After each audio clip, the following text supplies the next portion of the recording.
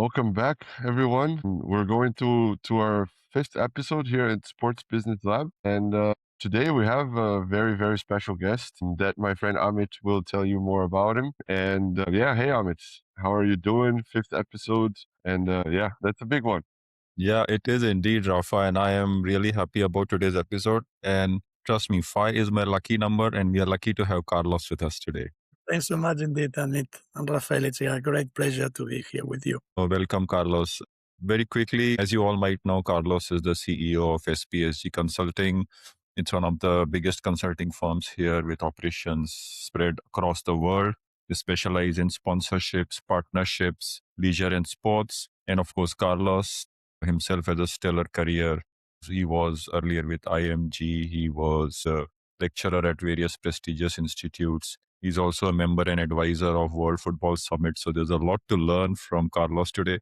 But I'd like to invite Carlos to tell us more about his journey and what his professional path up till now. Thanks again. And it's a great pleasure to be here with you guys, Amit and Rafael. Yes, I was born and raised in Barcelona in Spain, despite the fact that now I'm living in Madrid over the last 5 years. And that was a good decision from a business perspective. So I grew up in Barcelona, and then as soon as I left the ESADE Business School, I did the BBA and MBA, 5 years at the ESADE Business School in Barcelona, Spain. So I joined a consultancy firm specialized in tourism and leisure. So after a couple of years, I became partner of that prestigious tourism and leisure consultancy firm, Consultores Turísticos. At that point of time, the second largest tourism and leisure consultancy firm in Spain. And you know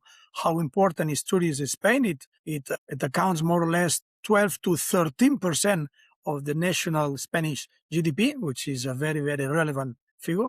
So I joined that consultancy firm, and after a couple of years, I became partner of that consultancy firm, again, specializing in tourism and leisure through an MBO, a management buyout. Then we decided to sell the company, the consultancy firm, because we were too big only for Spain, but we were too small for the rest of the world. There's a lot of opportunities. So we, at the end of the day, through a process, we sold partially the company to Segos, which is a French origin consultancy firm specialized in human resources, organization of companies, creating becoming their department, their area specialized in tourism and leisure. And then I moved to Segos for several years as the head of communication and studies.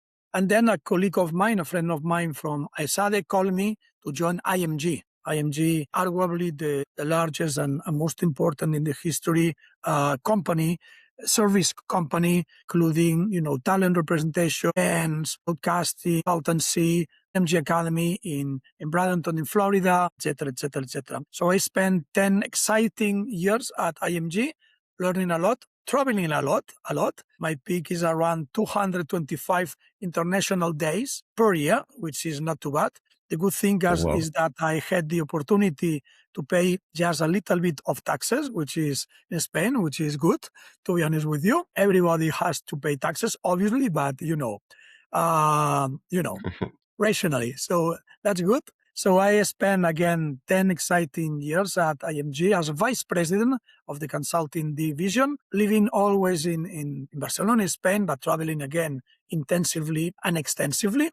And then I joined Lagardère Sports, now Sport 5, for a couple of years. And then I moved in August 2016. And then I created SPSG Consulting, my boutique consultancy firm, in September 2016. So hopefully this September, we are going to celebrate our 10th anniversary. Congratulations. Yeah. There's so much to talk about, but something that caught my attention, you spent a lot of time in Barcelona, you spent a lot of time in Madrid now. So just curious to know, how is the sports scene in Barcelona compared to Madrid? How different are the environments in these two different cities? Yeah, I mean, historically, and because of 1992 Olympic and Paralympic Games that were held in Barcelona, Barcelona was the center of the sport business, period. and a lot of prestigious organizations, among them EuroLeague Basketball, ACB, which is the Spanish Basketball Association, Dorna, etc., used to have their main headquarters in Barcelona. Still, EuroLeague Basketball is headquartered in Barcelona, and obviously FC Barcelona and RCD Espanyol and the Circuit de Barcelona, Catalunya, etc. But step by step, Madrid has taken the reins from a leadership perspective, and Madrid is hosting not only the vast majority of Spanish federations, but also, very, very important and relevant events are taking place in Madrid as we speak. The NFL, the Mutua Madrid Open with ATP and WTA, Ring coming up, the F1, golf, Mad Cup. I'm going to talk a little bit more about Mad Cup afterwards. It generates more or less the same amount of economic impact compared to the NFL game in Madrid, etc., etc., etc. So step by step, and thanks to a very open-minded strategy, Madrid is now leading the pack when it comes to the sport business. Yes, as we saw last week at the Sports Summit Madrid, SSM, which is an initiative by MadCap, led by Miguel Ángel Benzal and Pepe Ortiz, who has gathered more than 19,000 visits in just 2 days in their second edition, only the second edition. 19,000 visits around the sport business. Yes. It's very interesting to talk about all of that and so many sports actually going on also in Madrid, as you mentioned, tennis with Mutua Madrid Open. But one topic that you mentioned, I think it's interesting. It's because the 1992 Barcelona Olympic Games, it was like when the dream team was born as well from the US. So in basketball, and having EuroLeague there as their host city, or the city that they have their offices. And I also bringing the SSM, the Sports Summit Madrid. I was actually there and I followed your conversation with Chus Bueno. And I think basketball at the moment is one of the most, let's say, talked about sports. And I think a lot of people from outside, when they think about Spain, they usually think about football, of course, with Real Madrid, Barcelona being at the peak. But basketball is really in the, let's say, it's part of the history of the country. I think it puts also even Barcelona at the spotlight in '92, as you mentioned, and now having a Spanish president of EuroLeague and all the conversations of how NBA also wants to expand here in Europe.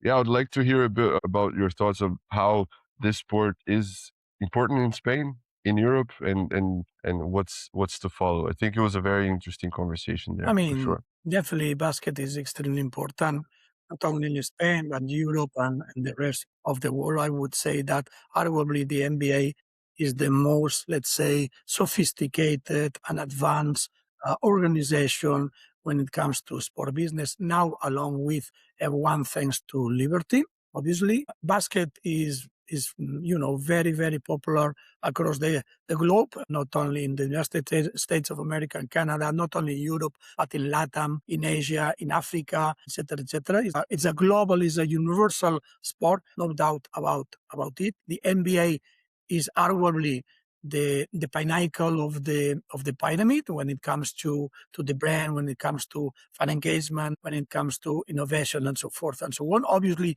EuroLeague basketball is playing a key pivotal role in Europe and expanding their activities and even their clubs to the Middle East with the Dubai Basket Club. And yes, I mean, Barcelona used to be the center of, not the NBA, obviously, but the EuroLeague Basketball, ACB, which is the Spanish league, etc. And definitely one of the key moments was back in 1992 with the Barcelona hosting the Olympics and Paralympic Games for the first time, all two together, Olympics and Paralympic Games, or athletes in the same city, not in the same weeks, but in the same city, which also was very, very important, especially from a Paralympic perspective.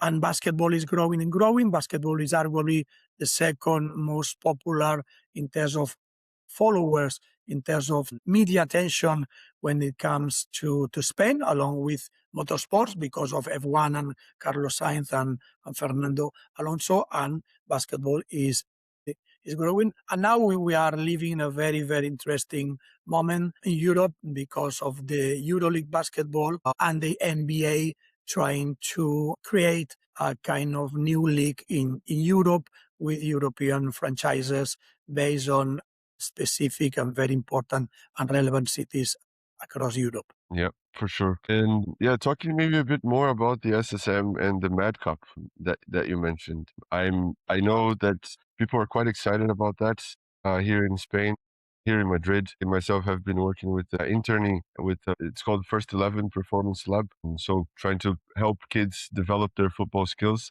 And Mad Cup is basically everything they talk about there. So you mentioned you'd like to talk about the Mad Cup. Yeah, feel free to do that. Yes, sure. I mean, we have the privilege and the honor to have MadCap as one of our clients. We have been advising them over the last 3.5 years. MadCap, as you know, is a company led by Miguel Ángel Benzal, the CEO, and the managing director is Pepe Ortiz. So they created back in 2020, more or less, with the vision to organize the best and more vast grassroots or youth football tournament, federated football tournament in the world. Only after 6 years, they already reached this objective or this goal, because now, as we speak, Cup Football 2026 is actually today is the last day. So it gathered 15,000 participants from 36 countries, totaling more than 800 teams, which at the end of the day, last year generated 67.8 million euros in terms of economic impact for Madrid region. To take this into consideration and as a matter of comparison, the NFL game played in Madrid last November generated 70 million euros in terms of economic growth. MadCap definitely is there at its seats at the same table compared to other big events, much more than golf, much more than the Equestrian Horse Week in Madrid, etc., etc., etc. So after the success of football, Ángel Benzal and Pepe Ortiz, they created MadCap Basketball, then MadCap Volleyball, and this year, actually tomorrow, the day after, it starts the first edition of MadCap Tennis. Also, MadCap Inc., let's say, they have the license to organize in Spain STEM racing by Formula One, which is one of only 4 initiatives within the umbrella and support of F1. So STEM racing in Spain is organized by MadCap as well. And last week, they celebrated the national finals as part of the SSM, as part of the Sports Summit Madrid. They also lead other initiatives, and one of them is Sports Summit Madrid, SSM, that took place on June 17 and 18 in Madrid at IFEMA exhibition hall area, gathering again in only their second year 19,000 visits, professional visits. This is a B2B event in 2 days only. So it's a matter of gathering the whole sport business sector and committee under the same pavilion, and it's a kind of mix and combination of booth stands. More than 100 brands were already present at SSM Sports Summit Madrid SSM 2026, as well as you saw, Rafael, because you had the opportunity to attend it, a lot, more than 350 speakers in different stages, the speaker corner, then the finals of the STEM racing, and then also a huge and very, very interesting area in terms of activation of sports. So pickleball, to paddle, to 3x3 basketball, also to Paralympic sports and sports for blind and for disabled people, athletes, etc. So it was very, very successful, almost more than 100% increase in comparison to the first edition last year, 2025. Looking forward to enlarge it and improve it and have a even much better edition next year in 2027 in Madrid. As part of the SSM, of the Sports Summit Madrid SSM 2026, it was also celebrated the second edition of Gloria Awards of Ibero-American sports. So it was a very, very nice gala awards attended by more than 300 people. And some of the awards were to the International Paralympic Committee, for example, Special Olympics, the International Ski Federation, Alberto Contador Foundation, Moneda Cid, Trinidad Alfonso Foundation, which is led by Juan Roch, the owner of Mercadona and many, many others initiatives and companies in Spain, who over the last 10 years, more or less, has donated and invested in the sport ecosystem, basically in Valencia region, more than 128 million euros, which is a very relevant sum of. So it was very, very successful, as well as Danny Baez, one of the legends of baseball in the United States of America, coming from Cuba. And it was attended also by the likes of Arantxa Sánchez Vicario, or Javier Sotomayor, jump, track and field, or even Jiva, the legend of volleyball. So a very, very successful story, and looking forward for the next editions in 2027. Yeah, very fascinating. In fact, coincidentally, I also had a chance to visit, and I was hoping to see Arantxa Sanchez Vicario. I think Rafa wasn't born when Arantxa was playing, and I know the kind of tough time she used to give to Steffi Graf, who used to be my favorite at that time. But I really admired Arantxa Sanchez Vicario for her grit and determination. But I think the two topics that you touched upon gave us a good segue into something that we can talk about more in detail. I'd love to hear more about SSM, but before that, I'm also intrigued about Madcap. You said they generated an economic value of over 67 million. I was keen to understand, because grassroots sports is something which a lot of people are very apprehensive about how to make it economically viable. And because this is a junior grassroots level endeavor, could you share how does the revenue come for Madcap? What are the kind of expenses, and how did this economic impact come about? I know it's very technical, but if you could share a little bit about that. Yeah, in terms of the economic impact, is if we take as a matter of example 2025, which is the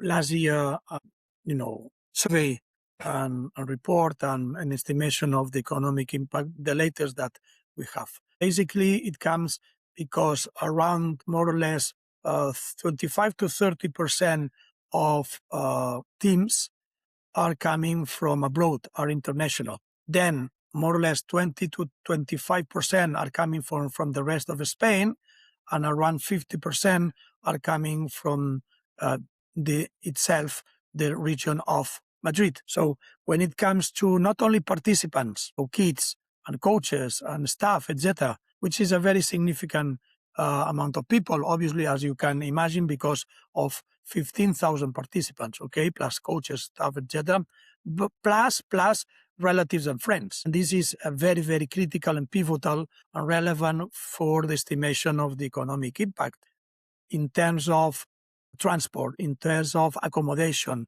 in terms of and beverage, in terms of merchandising, in terms of tourist activities, initiatives, in terms of shopping, etc. This is a huge amount of people traveling, spending, and contributing to the GDP of region of Madrid, and it is estimated around this 67.8 million euros in 2025. Yeah, I mean, that's pretty close to, like you said, the NFL game that we had in Madrid.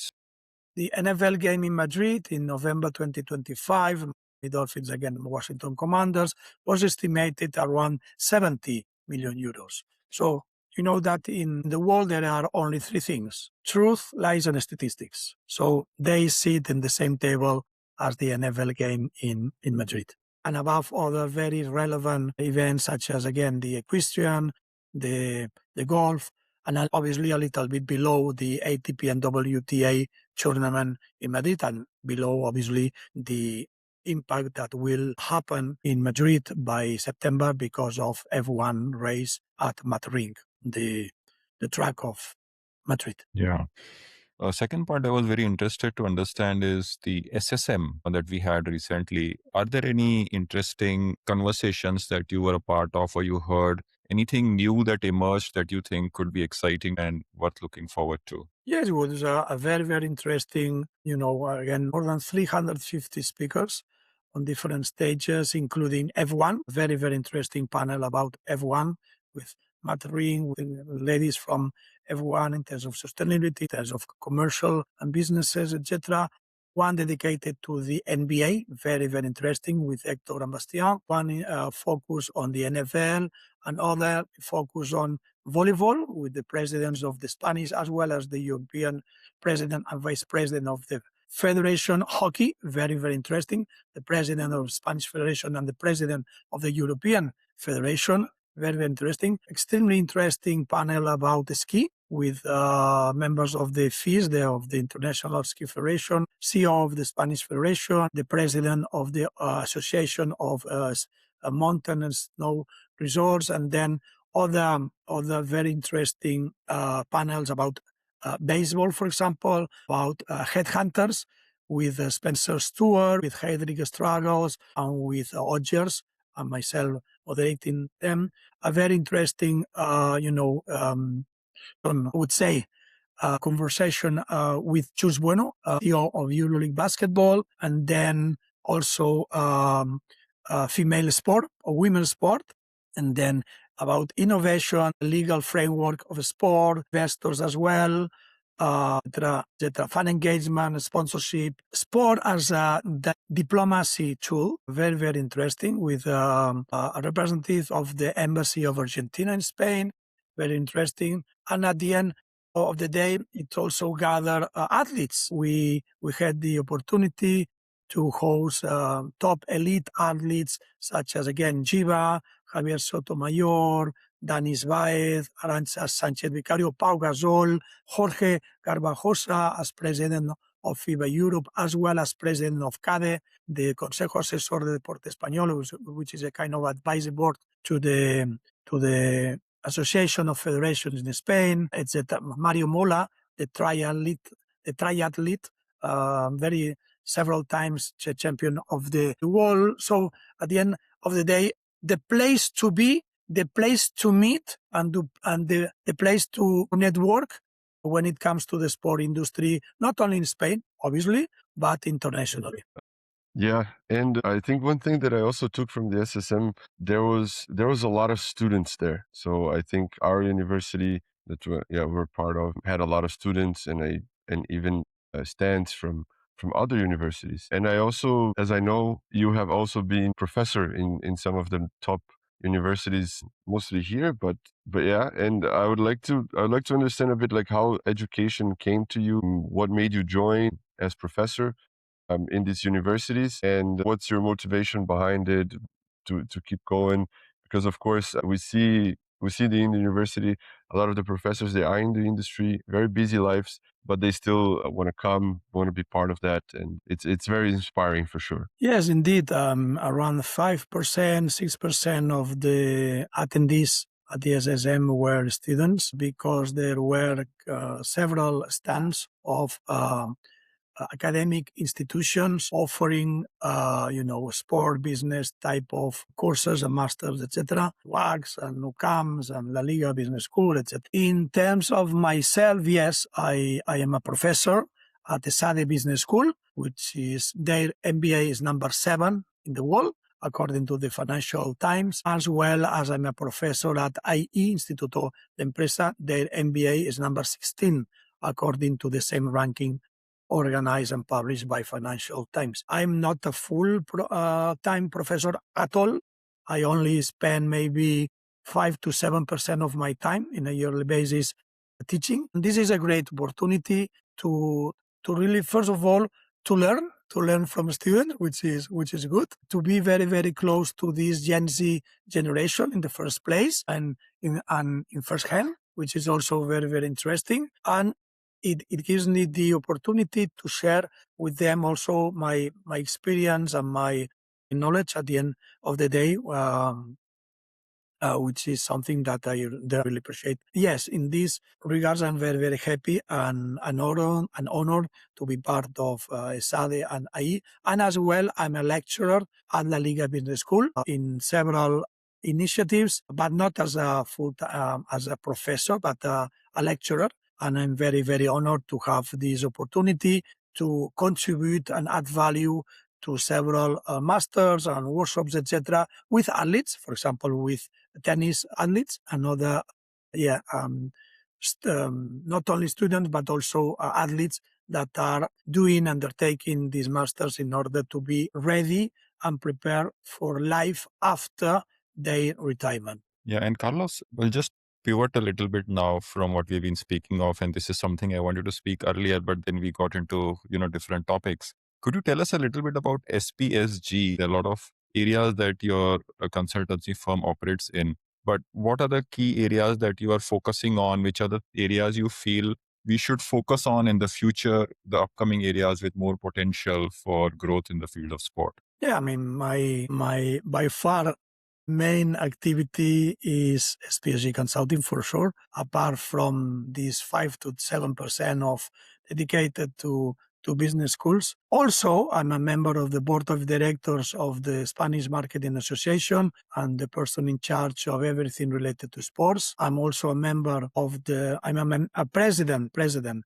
of the Sport, Tourism and Lifestyle Committee as part of the Spanish-French Chamber of Commerce, and I am seated in several advisory boards of select companies. One of them in Saudi Arabia, which is a football club, female football club. I've got to articulate a little bit more about this. Another company in the USA through sports, and another company in Spain.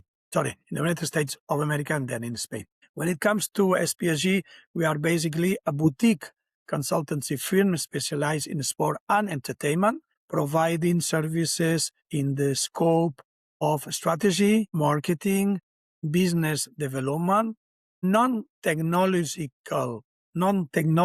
innovation, research and service.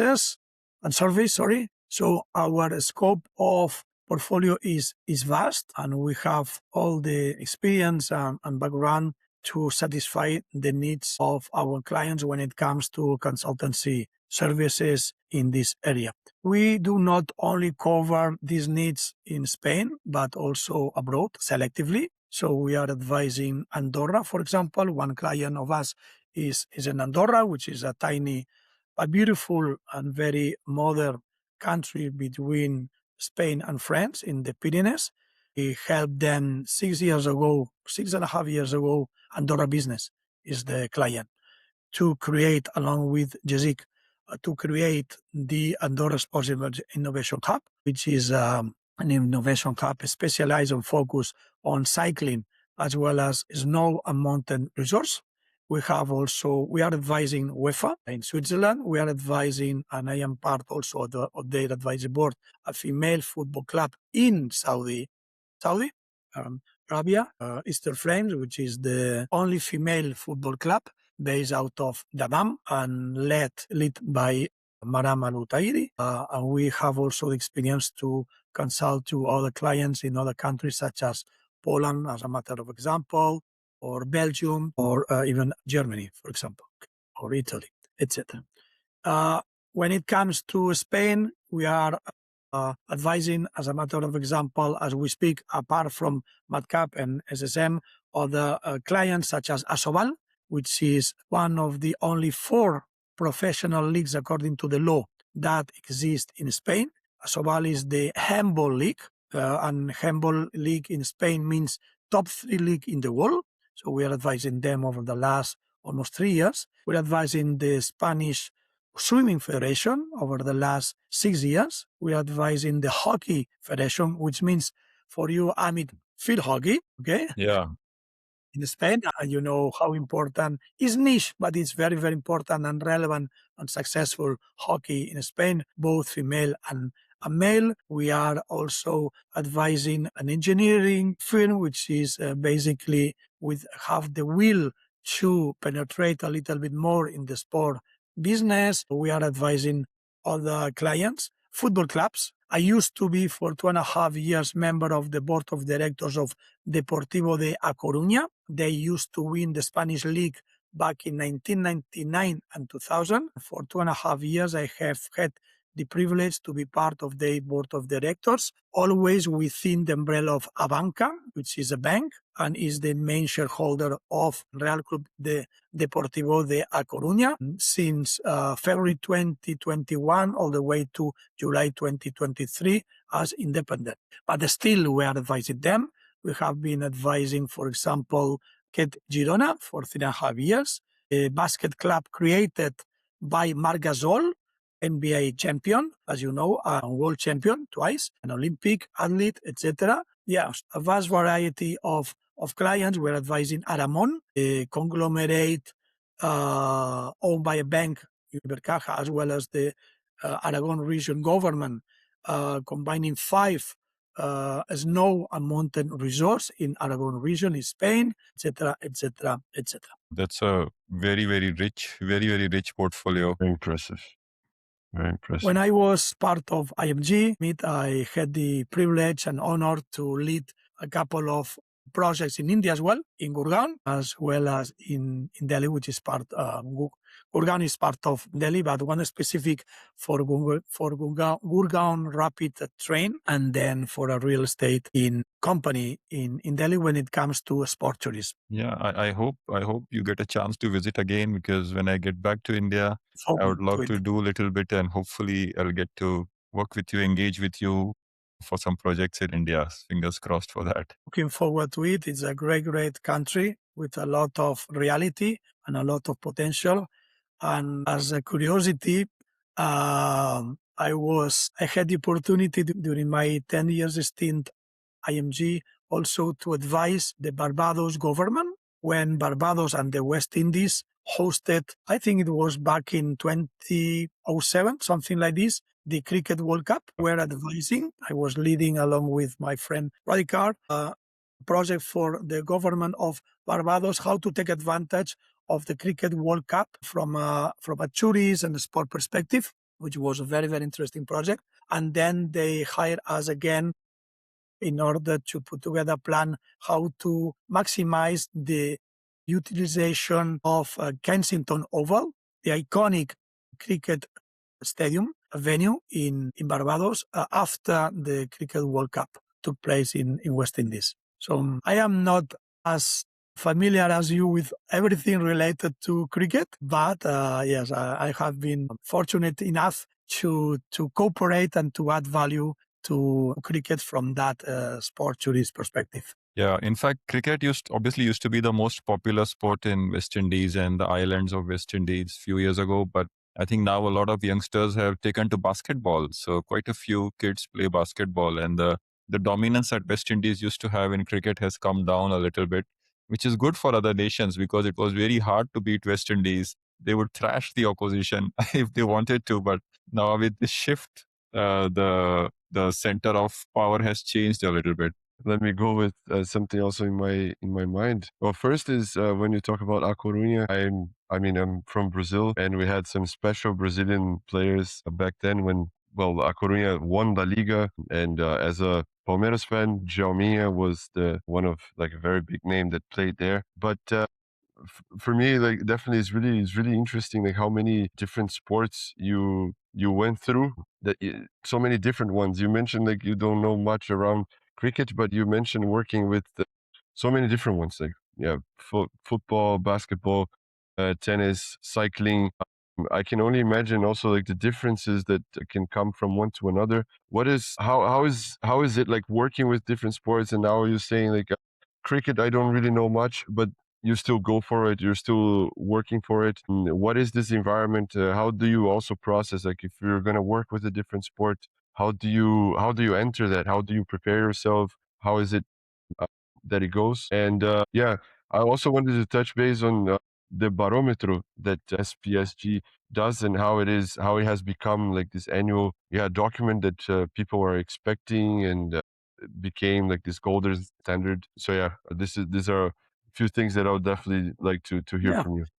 Definitely. I mean, to have the opportunity to provide consultancy services and to deliver them to different sports is a enrichful activity for sure. But at the end of the day, one of the most universal laws on the earth is the Pareto law, T80, 80-20. 80% of the challenges, opportunities, etc., regardless which sport, are exactly the same. Then you need to adapt this 20%.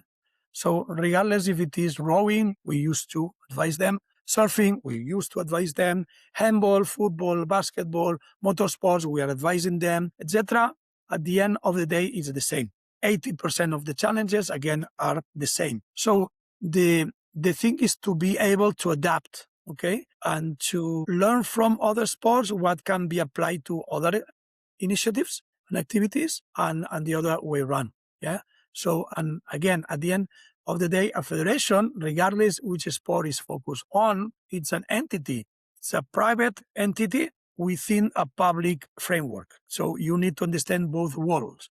That's the most complicated thing. Again, if it is basketball or surfing or swimming or hockey, as a matter of example, yes, they have some kind of characteristics, but at the end of the day is an entity to be managed through professional and management tools, methodologies, and approaches, like any other business. Different business, but any other business. To reply your second question about the sport, the barometer. Yeah, indeed. At SPSG Consulting, we, on an annual basis, we put together, which is arguably the most sophisticated and, comprehensive analysis of sponsorship in Spain, not only focused on sport, but also on entertainment. So the combination, the concept of sportainment, which is something that exists over the last century. It was created back in 1920 something, so almost 100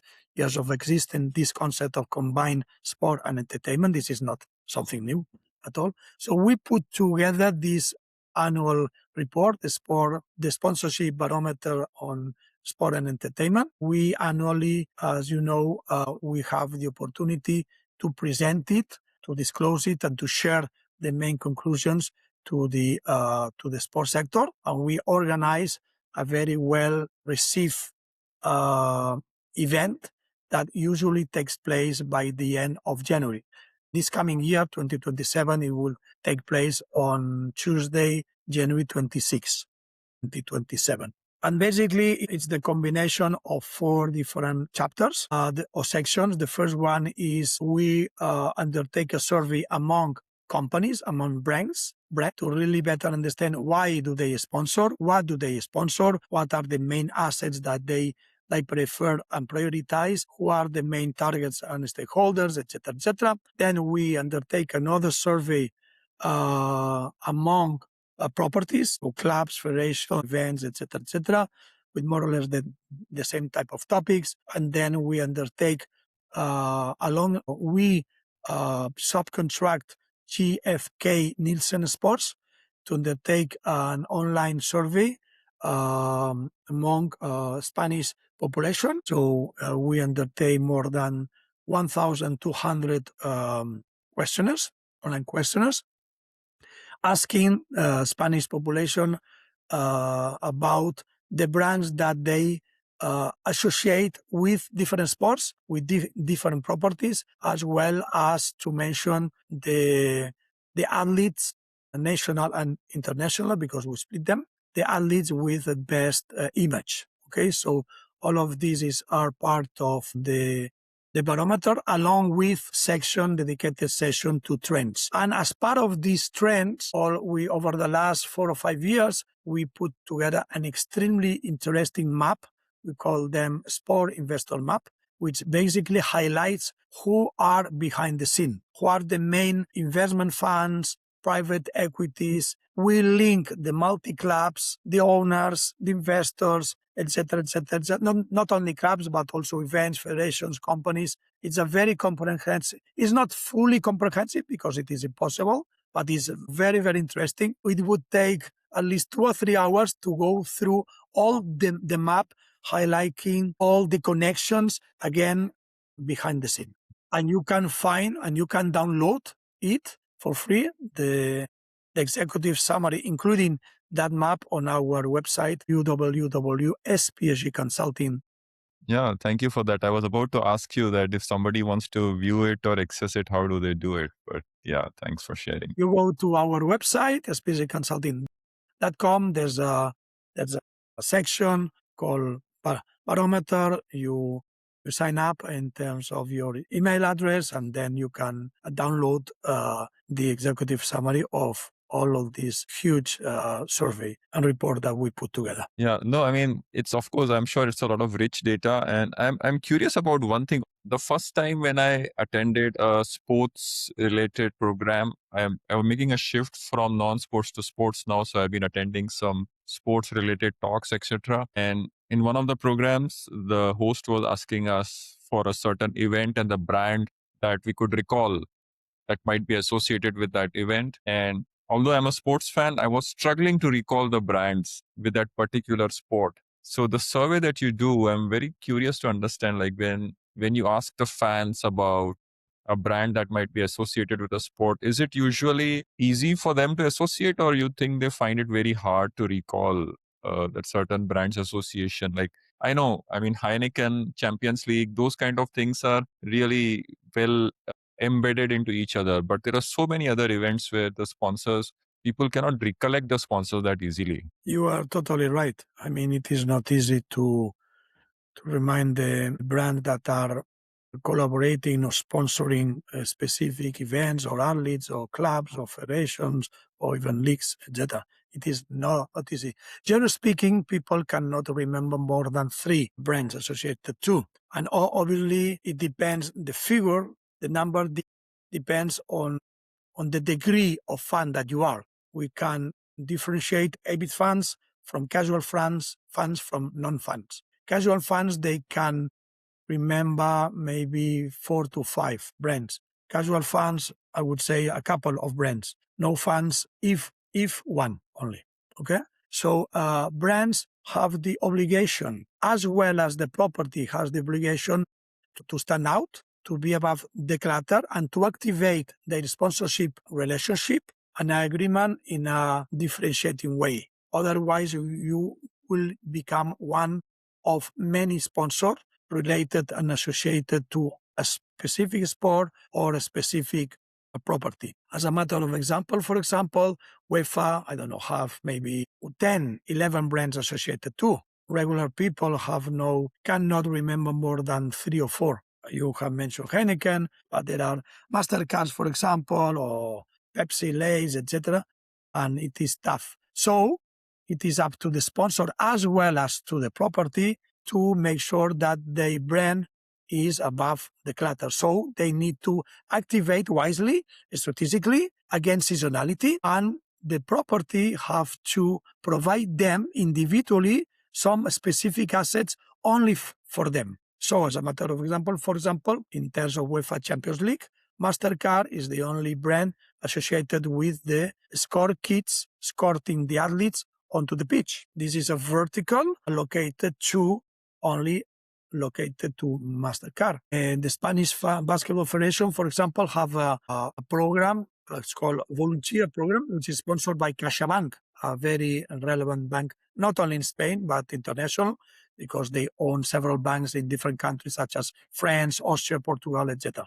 So the Spanish Basketball Federation allocated this program, volunteer programs, only to CaixaBank to make sure that they will have unique and exclusive asset in comparison to other sponsors of the same federation. And this happens also in other events, leagues, federations, etc. So yes, it is very, very important to help the properties to be, again, to stand out and to be above the clutter. Yeah, totally. I mean, activation and of course, I'm sure long-term association helps, and it's important that the brand realizes that embedding that brand with a sport is extremely important. That's how you develop loyalty. Sponsorship is about long-term. Yeah. If you think sponsorship as a short-term tactical, a platform, you're going to fail. Yeah. Sponsorship is a long-term thing. average duration of sponsorship agreements above 100,000 US dollars in the world is above 2.5 years. Okay. And in some countries, such as the United States of America and Canada, is above this figure. And I'm sure it's not easy to convince brands, especially the ones who are newer to sports sponsorship or sponsorship in general, to commit that much time to a partnership. It must be really hard to convince brands. Most of them may be looking at visibility, short-term goals. So it's not an easy job to do, I'm sure. Depending on the type of brand and the maturity of the market as well. But to summarize, there are four main objectives when it comes to why to sponsor. First, brand visibility, yes, but this is something necessary, but never enough.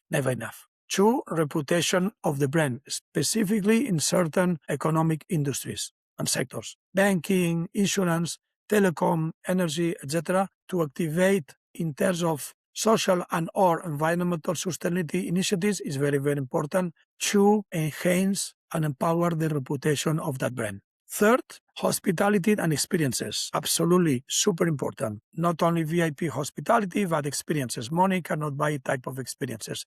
This is extremely important. And fourth, last but not least at all, generation of revenues. This is key for the vast majority of brands. Assume that I am a bank. Assume that I am an insurance company sponsoring a club. I want, as a brand, that all the banking business, all the insurance business will come from my bank, will come from my insurance. It will be my services to be provided to them, not my competitors to be associated through business to that specific club, as a matter of example. Yeah, it makes a lot of sense.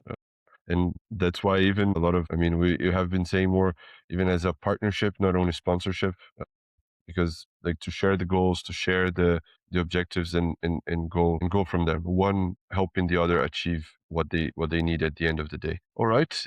I think we're going a bit like towards the end of our conversation. And to close up, as you may know, we're also, even though we're not necessarily that young, but we're young professionals in the industry. And a lot of our listeners or people who comment us about the podcast, they're also in a very similar situation, either entering the industry and so on. So with all of your experience that you have been seeing and also being present in the schools, I would like to ask you maybe some tips or what are the skill sets that these young professionals should seek to enter the industry? And from your experience, what will be your words for this group? Yeah, obviously the sport industry and the sportainment industry at the end of the day is very appealing for everybody, including students, right? And people that would love to be part of the industry. But you need to work a lot, because you also work on Saturdays and Sundays and bank holidays, etc. So you need to work a lot. You need to network. This is the main thing, in order to have enough contacts within the industry to be connected and to connect. When it comes to professional competences, I would say the technical skills are important, but not that much, to be honest. Rather focus on soft skills, for sure, as well as for management skills, which means management of projects, which means budgets, meaning finance, meaning human resources, meaning talent, how to lead groups and teams, and obviously in terms of timing, okay, to plan and to make sure that you go through a calendar. That's absolutely important. And to use wisely artificial intelligence. Artificial intelligence is a nice tool, very useful tool, if it is used properly, because you need to train your brain. And artificial intelligence, again, is a very, very useful tool to deep into insights and gather information and articulate, etc. But you need to think as a human resource, as a human being. You need to think and make sure that everything is rational and it makes sense. The use of AI at the end of the day for young people can be their best ally, but also can become their best enemy. So use it very wisely. But again, professional competences, not that much in the technical side, but soft skills, hard skills when it comes to management of projects, obviously, and to be accommodated according to the corporate culture of the companies. So that would be my advice, along with a special and good relationship with the boss that can support you in your professional career. For sure, for sure. Yeah, makes a lot of sense. I think I think also coming through the university now, we see a lot of that, and for sure how AI is taking over a lot of things. I think yeah, you could still see that people, of course, they're using AI, but in the end of the day, they're rational behind it. The logic and how to use it makes a huge difference. Absolutely. As I saw in practice. So Absolutely. yeah, from my side, thank you so much, Carlos. Pleasure. I hope you enjoyed the conversation, Really, and I did. yeah, I hope to reconnect with you soon. Thanks so much indeed, guys. Thank you. Thank you, Carlos. Appreciate your time. you. Bye bye.